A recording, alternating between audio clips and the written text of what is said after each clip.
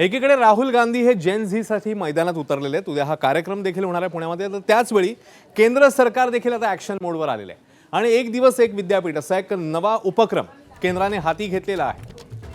केंद्रीय मंत्र्यांना दररोज एका विद्यापीठाचा दौरा करण्याच्या सूचना देण्यात आल्या। जेन झी पर्यंत पोहोचण्याच्या उद्देशाने मोदी सरकार दररोज एका केंद्रीय मंत्र्याला एका विद्यापीठात पाठवण्याची योजना आखत आहे। एक दिवस एक विद्यापीठ या उपक्रमांतर्गत योजना राबवली जाईल। या माध्यमातून तरुणांशी संवाद साधणं, त्यांच्या समस्यांवर चर्चा करणं आणि देशासमोरील मुद्द्यांबाबत दृष्टिकोन समजून घेणं हा योजनेमागचा उद्देश आहे। मात्र विरोधकांनी नेहमीप्रमाणे सरकारला लक्ष्य केलंय।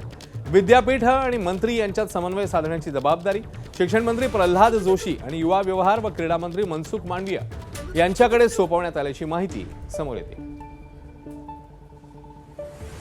आपली जी विद्यापीठं आहेत ही आपलं भविष्य निर्माण करणारी केंद्र आहेत आणि अशा प्रकारचा संवाद झाला तर शासन काय करतं आहे, देशाची दिशा काय आहे, जगाची दिशा काय आहे ही आपल्याला विद्यार्थ्यांपर्यंत पोहोचवता येईल आणि विद्यार्थ्यांचे आशा आकांक्षा अपेक्षा आणि स्पंदनं ही त्या ठिकाणी फर्स्ट हँड आपल्या मंत्र्यांना देखील समजतील। एक चांगला उपक्रम।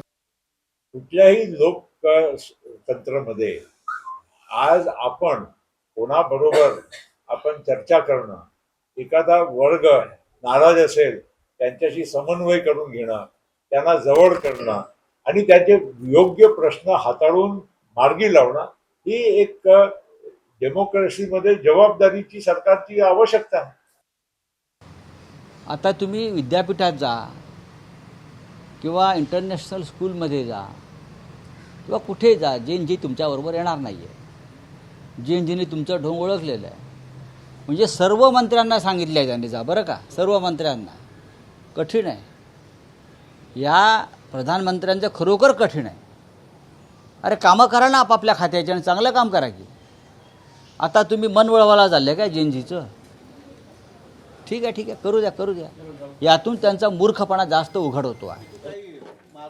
तर मंत्र्यांची मुलं कोणत्या विद्यापीठामध्ये शिकतात हे सांगायला हवं अशी मागणी केली आहे ठाकरेंचे आमदार आदित्य ठाकरेंनी। आपण बघूया ते काय म्हणतात। भाजप जनजी विरोधी आहे आणि जे मंत्री भाजपचे वेगळ्या युनिव्हर्सिटीमध्ये जाणार आहेत त्यांनी शिक्षणाशी त्यांचा काय संबंध होता आत्तापर्यंत ह्याचं उत्तर द्यावं। भाजपचे जे प्रमुख मंत्री असतील किंवा नेते असतील ह्यांची मुलं मुली हे आपल्या देशातल्या युनिव्हर्सिटीजमध्ये गेलेत की परदेशात गेलेत हे देखील सांगावं। आणि मी सगळ्या ह्या विद्यार्थ्यांना सांगेन जिथे जिथे भाजपचे मंत्री येणार आहेत की भाजपचे मंत्री आणि त्यांची मुलं कुठे शिकलेत ह्याचा बाहेर मस्त एक मोठं बोर्ड लावावं आणि विचारावं त्यांना प्रश्न। एबीपी माझा, उघडा डोळे बघा नीट।